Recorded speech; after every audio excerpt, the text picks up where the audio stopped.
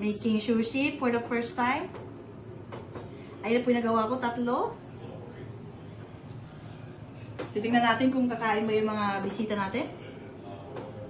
Dinalawa ko na to para marami. Isa na lang kaya, no? Para hindi magkasya. Ayan.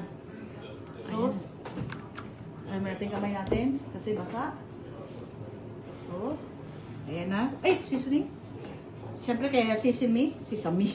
Sesame street. Kailangan natin si, marami, di ba? Ngayon, turo ng ating master, ganito daw.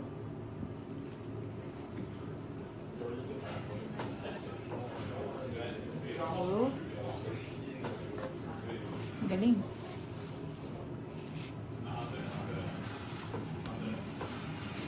Ayan. Ayan na ang ating sushi. Diba? Ayan, 4 na. Marami pa to, Day. Okay na rin.